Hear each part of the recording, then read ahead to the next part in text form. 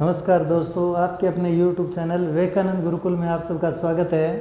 हमने रेसो के 2 पार्ट कर लिए, आज रेसो का तीसरा पार्ट है। देखिए कि स्कूटर और टेलीविज़न है, उनकी कीमत का अनुपात दिया हुआ है अपने को 3:2 है। स्कूटर है और एक टीवी है, टेलीविज़न, इन दोनों की कीमत का अनुपात दिया हुआ है 3:2 और जो स्कूटर है उसकी कीमत 6,000 रुपये अधिक है। तो बताइए टीवी की कीमत क्या है, स्कूटर की कीमत क्या है। तो क्या करोगे आप, मैंने क्या बताया था कि जब अंतर दिया हो या अधिक दिया हो तो एक ही बात है। दोनों का अंतर कितना दिया हुआ है अपने को, 6,000 रुपये। दोनों की कीमत में 6,000 रुपये का अंतर है। तो 3x और 2x का अंतर कितना है, x, तो x की वैल्यू 6,000 रुपये है। 6,000 रुपये, तो इसका मतलब स्कूटर की कीमत कितनी है।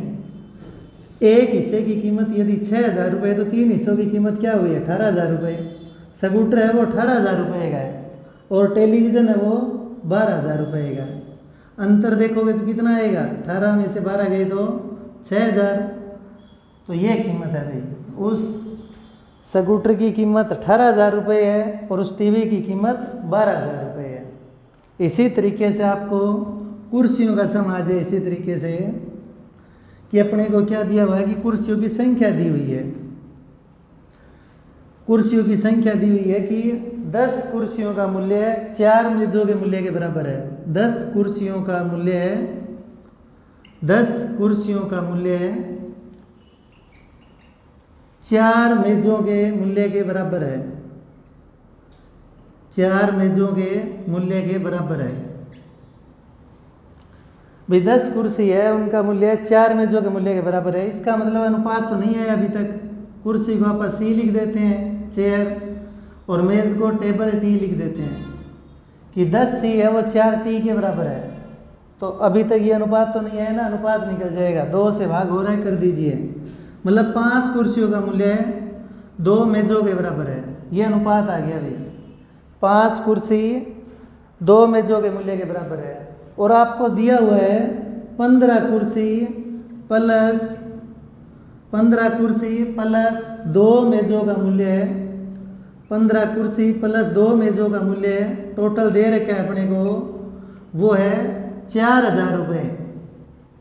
कितना है कि 15 कुर्सी और 2 मेजों का मूल्य 4,000 रुपये है। तो आप बताइए 12 कुर्सी कितनी है अपने पास, 12 कुर्सी प्लस 3 मेज, इनका मूल्य बताओ क्या होगा, ये अपने को बताना है। तो सबसे पहले अपने को दिया हुआ था कि 10 कुर्सियों का मूल्य 4 मेजों के मूल्य के बराबर है। तो सीधी सी बात है कि ये अनुपात निकल जाएगा इसका। 5 कुर्सी है वो कितने मेजों के बराबर है, 2 मेजों के बराबर है। 5 कुर्सी 2 मेजों के बराबर है। यहाँ कुर्सी कितनी है अपनी, 15, 3 से गुणा कर दो भाई, और इधर भी 3 से गुणा कर दो। तो 15 कुर्सी कितने मेजों के बराबर हो गई, 6 मेजों के बराबर। 6 मेज तो ये बन चुके हैं। 15 कुर्सी के कितने मेज बन गए, 6, और 2 मेज ये खुद है। तो टोटल मेज हो गए 8। 8 मेजों का मूल्य 4,000 रुपये है भाई। 8 मेजों का मूल्य कितना है, 4,000 रुपये। 8 मेजों का मूल्य यदि 4,000 रुपये है तो एक मेज का मूल्य कितना आ गया, 4,000 को किससे भाग करोगे, 8 से। तो एक मेज का मूल्य कितना आ गया, 500 रुपये। एक मेज 500 रुपये का है, मतलब एक मेज है वो कितने रुपए का आ गया आपका, 500 रुपये का। अपने को यहाँ क्या दिया हुआ था कि 4 मेज 10 कुर्सियों के बराबर है। अपने को 12 कुर्सियों का बताना है। 12 कुर्सी और 3 मेज है। 12 कुर्सी है, 12 कुर्सियों के मेज बनाओगे कितने बनेंगे, देखो 12 कुर्सियों के मेज, 5 कुर्सी 2 मेज के बराबर है। 5 कुर्सी कितने मेज के बराबर है, 2। 12 कुर्सी प्लस, यहाँ से अपन निकाल ही लेते हैं कि एक मेज का मूल्य यदि 500 रुपये आ गया, एक मेज का मूल्य 500 रुपये है। एक मेज का मूल्य कितना है, 500 रुपये। 2 मेज है वो किसके बराबर है, 5 कुर्सी के बराबर। 2 मेज का मूल्य कितना आ गया, 500 दूनी 1,000 आ गया। तो एक कुर्सी का मूल्य कितना आ गया, 1000 को किससे भाग करोगे, 5 से, तो एक कुर्सी का मूल्य 200 रुपये आ गया भाई। एक कुर्सी का मूल्य कितना है, 200 रुपये। एक कुर्सी का मूल्य 200 रुपये है, तो 12 कुर्सियों में कितना हो जाएगा, 12 दूनी 2400। और कितने मेज है अपने पास, 3 मेज, 3 मेज। और एक मेज का मूल्य 500 रुपये है, तो कितना हो जाएगा, 500 दिए 1500, 2400 और 1500, टोटल आपको कितनी कीमत चुकानी पड़ेगी, 3900 रुपये चुकानी पड़ेगी। आपको कितने रुपए देने पड़ेंगे, 3900 रुपये। 12 कुर्सी और 3 मेज़ों का आपको जो नकदी देनी पड़ेगी वो कितनी देनी पड़ेगी, 3900 रुपये देनी पड़ेगी। यदि आपको सी और टी में समझ नहीं आ रहा है तो आप इसकी जगह कुर्सी और मेज़ पूरा भी लिख सकते हो कि अपने पास क्या दिया हुआ था, 10 कुर्सियों का मूल्य 4 मेज़ों के मूल्य के बराबर है। अगर आपको ये सी टी से समझ में नहीं आ रहा तो आप पूरा लिख लीजिए भाई 10 कुर्सियों का मूल्य है वो 4 मेज़ों के बराबर है। 10 कुर्सी है वो किसके बराबर है, 10 कुर्सी ले लो चाहे आप 4 मेज़ ले लो भाई, बराबर कीमत चुकानी पड़ती है। तो इसका मतलब 5 कुर्सी है वो किसके बराबर है, 5 कुर्सी 2 मेज़ के बराबर है। तो अनुपात अगर निकालो कुर्सी बटा मेज़ करोगे तो 2:5 हो जाएगा।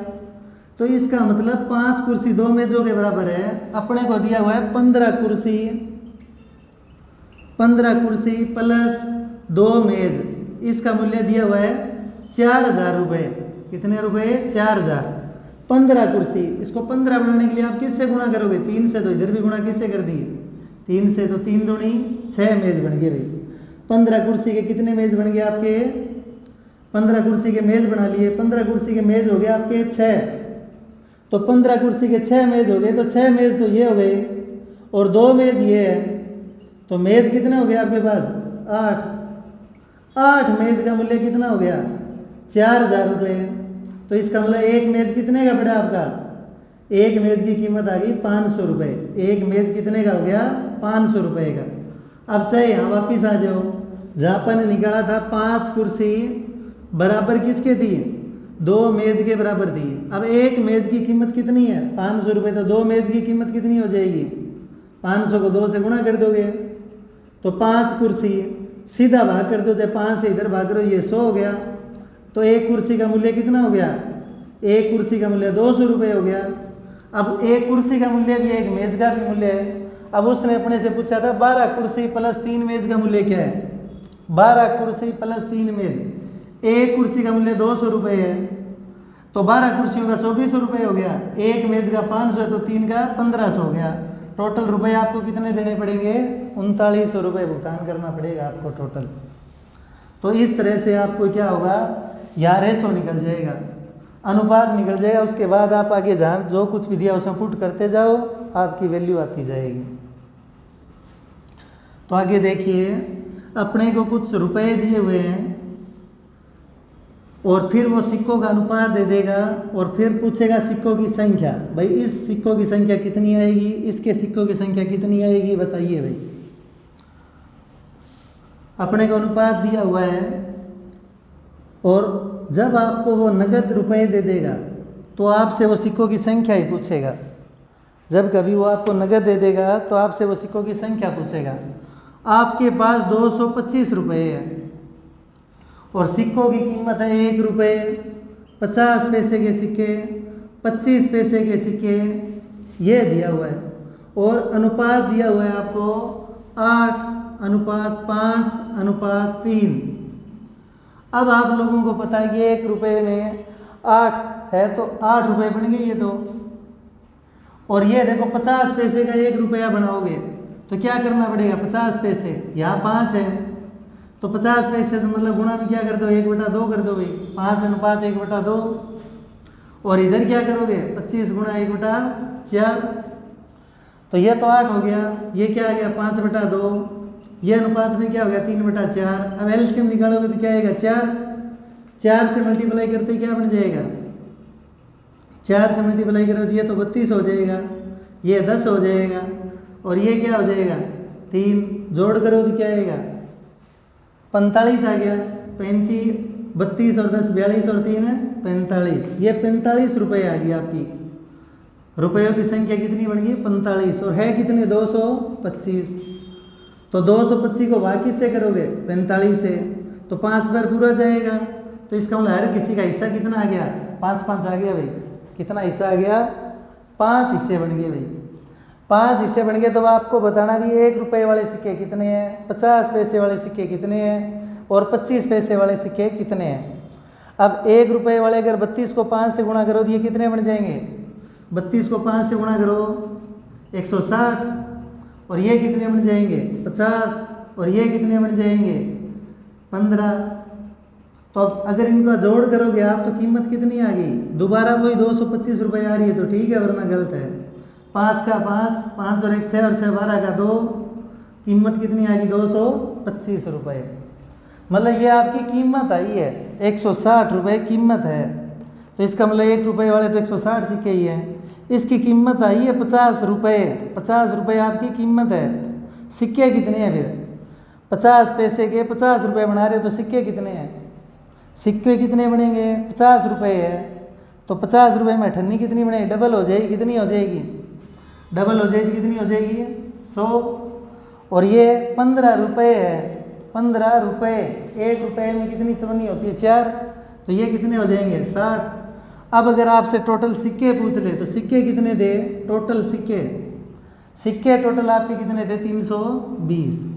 टोटल सिक्कों की कीमत कितनी आपकी 320 है भाई। 320 सिक्कों में आपके 225 रुपये बने। आपके पास सिक्के थे 320 लेकिन कीमत कितनी है 225 रुपये, क्योंकि 1 रुपये वाले 160 है तो 160 बन जाएंगे। अठन्नी आपके पास 50 100 है तो रुपये कितने बनेंगे 50। चवन्नी आपके पास 60 है तो रुपये कितने बनेंगे 15। और जब जोड़ करो तो दोबारा रुपये कितने बन गए आपके 225 रुपये बन गए भाई। तो ये तरीका है इसको हल करने का। 1 रुपये वाले 50 पैसे वाले 25 पैसे वाले सिक्के हो, कीमत आपको पूरी दे रखी हो, तो अब आपको पता है कि 1 रुपये में 8 है तो ये तो 8 ही रहेंगे। अठन्नी क्या होती है, आधी होती है 50 पैसे, क्योंकि 1 रुपये में 100 पैसे होते हैं तो 1/2 से 25 पैसे। 1 रुपये में 25 पैसा कौन सा हिस्सा है, चौथा हिस्सा है, तो 1/4 से कर दिया। फिर एलसीएम लिया तो 4 आ गया, 4 8 32, 5 दूनी 10, 4 से 4 कैंसिल 3। ये आपकी कीमत आ चुकी है रुपयों की कीमत कितनी 32, 10 और 3 के रेशो में। तो कीमत का जोड़ आया 45 और रुपये कितने 225। इसका मतलब हर किसी का हिस्सा कितना है 5 हिस्से है, 5 रुपये है। तो इसका मतलब इसकी कीमत 160 रुपये है, इसकी 50 रुपये और इसकी 15 रुपये है। अब 1 रुपये के सिक्के में तो 1 रुपया तो 1 ही होगा तो 160। अठन्नी कितनी बनेगी 50 रुपये में, डबल होगी तब जाके 50 रुपये बनेंगे और ये 4 गुना होगी तब जाके ये 15 रुपये बनेंगे। तो आपके सिक्कों की संख्या तो 320 है और कीमत 225 रुपये थी। तो आगे देखिए, अब की बार अपने को टोटल जो है वो दिया हुआ है 180 रुपये। अपने पास रुपये है 180, टोटल कीमत है वो 180 रुपये है। टोटल कीमत है वो कितनी है 180 रुपये। 180 रुपये को आपको बांटना है 1 रुपये 50 पैसे और 25 पैसे में। अब की बार अनुपात दिया हुआ है 2:3:4, 2:3:4। तो अब की बार भी क्या करोगे आप, इसको गुणा किससे करनी है 1/2 से, इसको गुणा किससे करनी है 1/4 से। ये तो 2 का 2 रहेगा 2, ये हो गया 3/2 और ये हो गया 1। तो अब 2 से गुणा कर दी, 4:3:2 कितना हो गया 9। 9 से भाग करो तो वैल्यू आ गई एक हिस्से की कितनी 20। 20 आ गई तो मतलब 1 रुपये वाले कितने हो गए 80 और ये 20 दिए 60 और ये 20 दूनी 40। अब आपको पता है ये तो कीमत आई है 80 रुपये 60 रुपये 40 रुपये। 1 रुपये वाले सिक्के कितने आपके 80 और ये कितने बनेंगे 120 और ये कितने बनेंगे आपके 160। मतलब आपके पास सिक्के तो कितने हैं 360 सिक्के लेके घूम रहे हो आप, लेकिन रुपए कितने आपकी जेब में 180 रुपये है भाई। मतलब आपने वजन ही ढोया है, 360 सिक्के लेके घूम रहे हो लेकिन कीमत कितनी है उनकी 180 रुपये है भाई। जब यहाँ सिक्कों का अनुपात दिया होगा तो आप उल्टा कर दोगे, यहाँ सिक्कों की संख्या दी हुई मिलेगी, जिस तरह ये 360 अपन ने सिक्कों की संख्या निकाली है ना, यहाँ नकदी की जगह सिक्कों की संख्या दी हुई मिलेगी और यहाँ ये कीमत वाला अनुपात दिया हुआ मिलेगा आपको। जो ये कीमत मैंने निकाली थी ना, ये कीमत का अनुपात दिया हुआ मिलेगा, तब आप उल्टा कर दोगे। तो आगे देखिए, अब की बार अपने को 50 पैसे, 25 पैसे और 10 पैसे के सिक्के हैं। सिक्के कौन से अब की बार अपने पास? 50 पैसे, 25 पैसे और 10 पैसे के सिक्के हैं। चलो एक और करते हैं, 1 रुपये, 50 पैसे और 25 पैसे वाला ही। अब की बार कीमत है वो अपने पास है 243 रुपये। कीमत कितनी है? 243 रुपये है। अनुपात है वो क्या है? 13, 11 और 7। 13, 11 और 7। अब इसको किससे गुणा करोगे? 1/2 से, और इसको किससे करोगे? 1/4 से। एलसीएम 4 आएगा, तो 13 चौके क्या हो गया? 52। और ये क्या हो जाएगा? 4 से कर रहे हैं गुणा, क्योंकि एलसीएम 4 आ रहा है, तो ये क्या हो जाएगा? 2 दूनी 4, 11 दूनी 22, और ये क्या हो जाएगा? 7 का 7। अब जोड़ करेंगे और इसको भाग करेंगे भाई। 52 और 7 59 और 22, 59 और 22 कितने हो गए? 81। 81 के भाड़े पर ये पूरा जा रहा है 3 पर, तो इसकी कीमत कितनी आ जाए? 3 से गुणा करोगे, 3 दूनी 6 और 3 पंजे 15, और ये 3 से करो तो कितना आ जाएगा? 66, और ये 3 से करो तो कितना आ जाएगा? 21, और दोबारा जब जोड़ करोगे तो क्या आना चाहिए? वही 243 आ रहा है। आ रहा है तो आपका उत्तर ठीक है। मतलब 156 रुपये तो आपके 1-1 रुपये वाले हैं। 66 रुपये कीमत आपकी 50 पैसे वाले सिक्कों की, 21 रुपये कीमत है 25 पैसे वाले सिक्कों की। तो 156 तो 1-1 रुपये वाले सिक्के हैं। अब ये तो कीमत है भाई, 66 रुपये आपकी जेब में है, 66 रुपये। 98 वाले तो 98 कितनी बनेगी? 132, और 54 कितनी बनेगी? 4 से गुणा करो 84। टोटल सिक्के कितने हैं आपके पास? 6 और 2 8 और 4 12 का 2, 8 3 11 और 5 16 और 1 17 का 7। 372 सिक्के आप जेब में लेके घूम रहे हो, लेकिन कीमत आपके पास 243 रुपये है। समझ में आया होगा, आशा करते हैं। 1 रुपये वाले सिक्के का अनुपात 13 था, 50 वाले का 11 था, 50 पैसे वाले का 25 पैसे वाले का 7 था। तो आपको पता है कि 1 रुपये में 50 पैसे कितने होते हैं? 2। तो इसलिए 1/2 से गुणा की, इसको 1/4 से गुणा की, क्योंकि 1 रुपये में 25 पैसे 4 होते हैं। तो फिर अपन एलसीएम लिया, 2 और 4 का 2, और 4 का एलसीएम 4 आया, तो 4 से गुणा कर दी सबको। तो ये अपने पास उनकी कीमत आ गई, रुपये बन गई। और इधर अपने को रुपये दिए हुए हैं 243। इनका अनुपात जैसे आप जोड़ोगे तो कितना आ गया? 81। 81 से जैसे भाग करो तो कितना आ गया? 3। अब अगर आपसे सिक्कों की संख्या पूछ ले भाई 1 रुपये वाले सिक्के कितने हैं, तो अपन निकाल दिए कितने? 156। और 50 पैसे वाले सिक्के पूछे तो कितने थे अपने पास? 50 पैसे वाले सिक्के थे 132। और अगर 25 पैसे वाले सिक्के पूछे तो अपने पास 25 पैसे वाले सिक्के थे 84। और टोटल सिक्के थे वो कितने थे अपने पास? 372। टोटल सिक्के हम लेके घूम रहे थे 372। कीमत थी उनकी 243 रुपये। 50 पैसे के पूछे तो आपको 50 पैसे वाला जो कीमत निकाली थी उसको ही करना है। 25 पैसे वाला पूछे तो आपको 25 पैसे वाली कीमत को ही मल्टीप्लाई करना है। 1 रुपये वाला पूछे तो 1 रुपये वाले में किसी की मल्टीप्लाई की ज़रूरत ही नहीं है, सीधी जो कीमत होती है वो ही आ जाती है। कितनी है वो? 156 रुपये है भाई। अब एक और लेते हैं हम। अब की बार अपने पास कीमत केवल 90 रुपये है और सिक्के हम लेके घूम रहे हैं 50 पैसे, 25 पैसे और 10 पैसे के सिक्के लेके घूम रहे हैं। ये पुराने ज़माने की बात है भाई, अब तो ठन्नी भी नहीं चलती। 50 पैसे, 25 पैसे और 10 पैसे, इनके सिक्कों का अनुपात दिया हुआ है 2, 3 और 5। 2, 3 और 5। तो बात वही याद रखनी है, क्योंकि अपने को यहाँ रुपये दिए हुए हैं तो पहले रुपये बनाने पड़ेंगे। रुपये बनाने थे उसको मल्टीप्लाई 1/2 से, इसको मल्टीप्लाई 1/4 से, और इसको मल्टीप्लाई 1/10 से, क्योंकि 1 रुपये में 10 पैसे कितने होंगे? 10। पहले तो जो कटता है वो काट दीजिए। ये 1 आ गया, ये 3/4 आ गया, और ये 5 दूनी 10। 1/2 आ गया। अब 4 एलसीएम आ जाएगा, 4, 3 और 2। अब इनको जोड़ कर लेंगे भाई, ये कीमत आ चुकी है 4, 3, 7 और 2 9, 9 से भाग करो तो एक की वैल्यू 10 रुपये आ रही है। 10 आ रही है तो कितना हो गया, 10 चौके 40, 40 रुपये, ये 30 रुपये, ये 20 रुपये।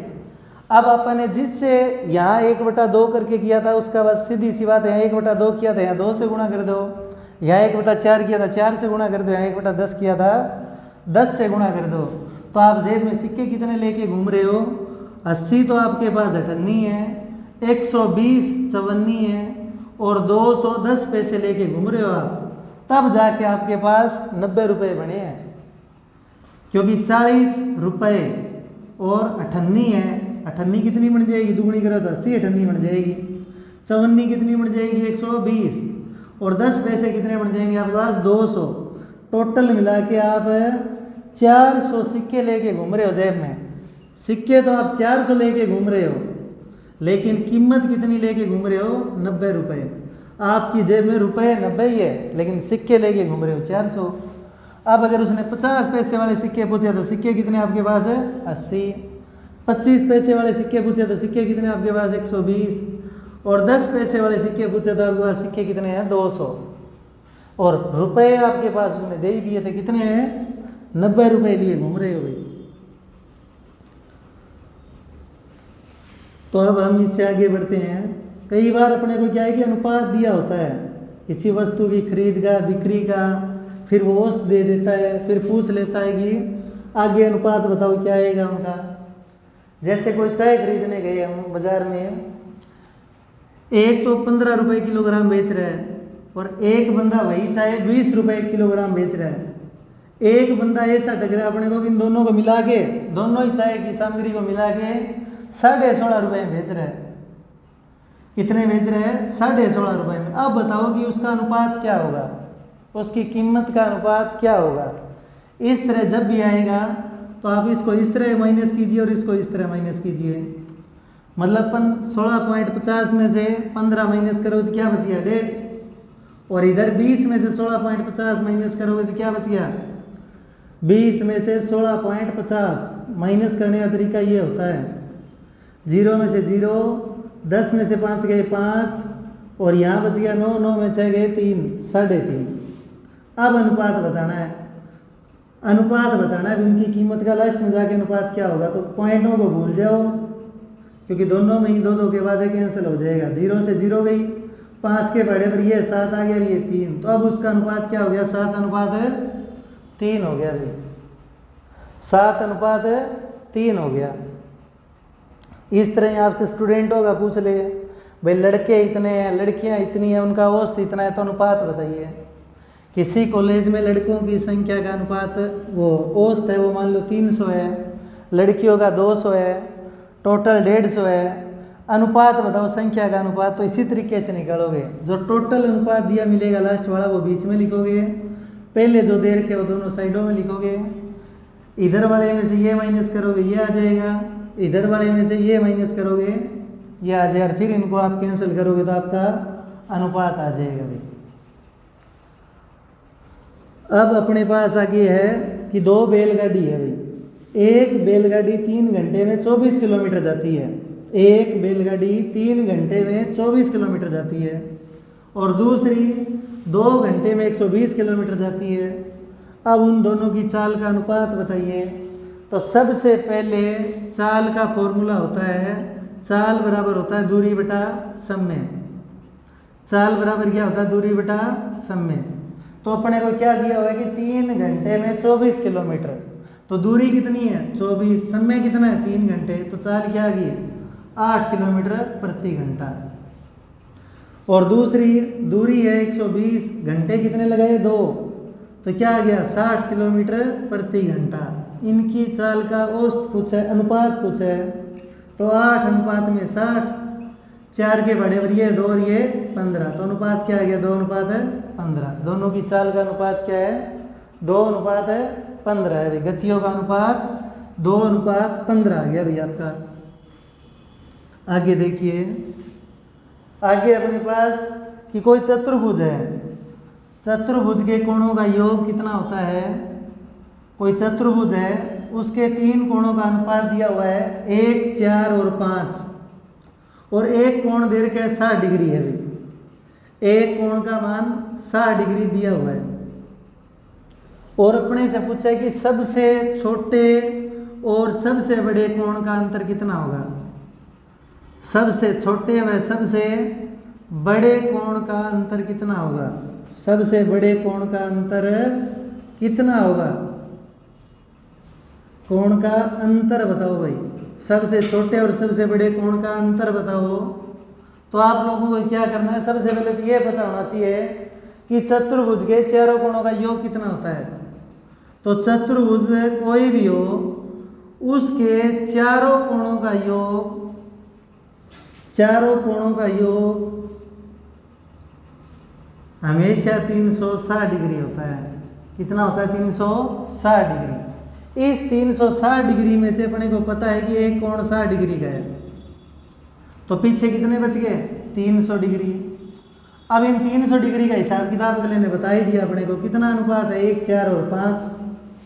तो जोड़ कितना आ गया इन कोणों के अनुपात का, 10, और टोटल जोड़ है वो 300 है। तो मतलब एवरेज कितनी पड़ गई अपने पास, 30 की एवरेज बढ़ गई भाई। एक कोण 30 डिग्री का औसत आ गया, 30 आ गया। तो ये छोटे वाला 30 डिग्री का है, ये 120 डिग्री का है, और ये 150 डिग्री का है, और एक 60 डिग्री का दे रखा है। तो सीधी सी बात है, सबसे छोटा कोण कितना है, 30 डिग्री, और सबसे बड़ा कोण कितना है, 150 डिग्री। 150 डिग्री माइनस 30 डिग्री करोगे तो कितना आ गया, 120 डिग्री आ गया। तो उन कोणों का सबसे छोटे और सबसे बड़े कोण का अंतर कितना आ गया, 120 डिग्री। तो इस तरह अनुपात में यदि अंतर दे दिया जाए, घटाना, जोड़ना, बढ़ाना, तो आप अनुपात का अंतर लेके चलिए बस। जोड़ दे दिया तो अनुपातों का जोड़ लेके चल पड़िए, गुणा दे दी तो अनुपातों की गुणा लेके चल पड़िए। तो इस तरीके से हम इन कोणों का योग या अंतर निकाल सकते हैं। तो आशा करते हैं कि आप लोगों को समझ में आया होगा। शेयर और सब्सक्राइब करना ना भूलें, अधिक से अधिक लाइक करें। जय हिंद, जय भारत।